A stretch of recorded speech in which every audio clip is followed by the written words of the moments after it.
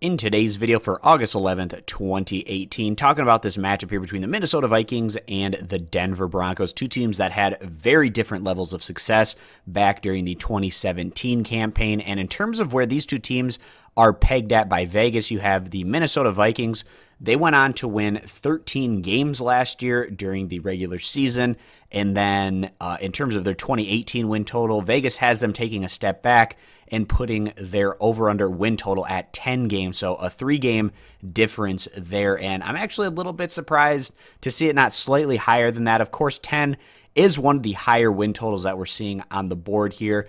And I can understand why Vegas is doing this because Aaron Rodgers, he's back and healthy, and the Packers are expected to take a step forward in what is a pretty tough division over there in the NFC North. But the addition of Kirk Cousins, I feel like, is an upgrade at the quarterback position.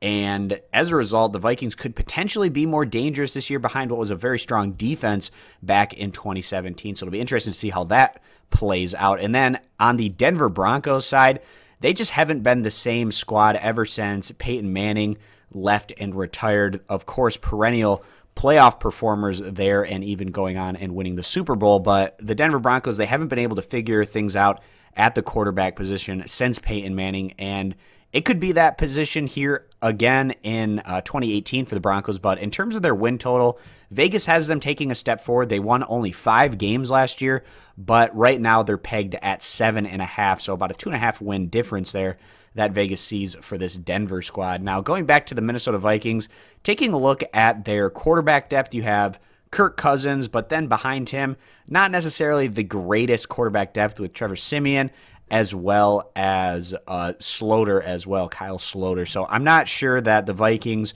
with their backups out there on the field, were able to do all that much offensively. But on the flip side, this is a pretty strong defensive team that should be able to make things tough on their opponent. And then in terms of what the Vikings were able to do during last year's preseason, they went 2-2 overall, a bit up and down. They got blown out in their first preseason game, which is something to note, losing by 3 touchdowns. And then after that, winning against San Francisco at home by 1 point, and then following that with a loss at Seattle and then a win at the Buffalo Bills. So in terms of where this Minnesota squad might try to put in the work here in this preseason, it was a mixed bag last year, all over the place in terms of their results. Some very high-scoring games, some lower-scoring contests.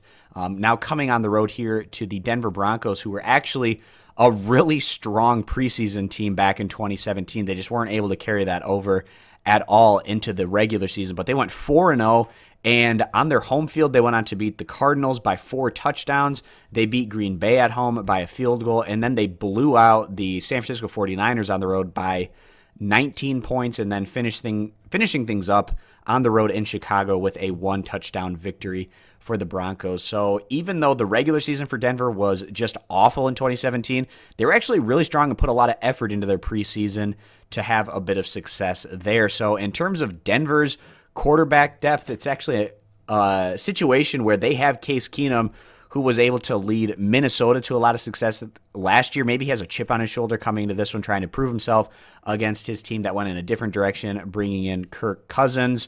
And on the flip side of that, Minnesota's backup quarterback was on Denver's team last year. But then behind Keenum, you have Paxton Lynch, who hasn't been able to live up to the hype at this point in his career, and then also Chad Kelly. So not necessarily the greatest options behind Keenum as well. So probably going to be a lower scoring game. I wouldn't be surprised to see if it was lower scoring because these are two capable defensive teams and they don't necessarily have the greatest options in terms of backup quarterbacks. But just with how dominant the Broncos were last year in the 2017 preseason, and that's the information that we have to go on at this point, I feel like Denver, behind their home field advantage, can at least get enough of a hype coming into this one to where they're trying to pick up victories just like they were back in last preseason. So with that being the case, I feel like the Denver Broncos here as a pick-em in what is even value on both sides is the better value play. So with the home field advantage, going to be siding with the Denver Broncos to cover this one and go on to pick up the victory. If you agree, give the video a thumbs up. Disagree, give it a thumbs down. Check out all of our picks over at stumpthespread.com. Link down in the video description. Subscribe for more, and hope to see you guys back here for future videos.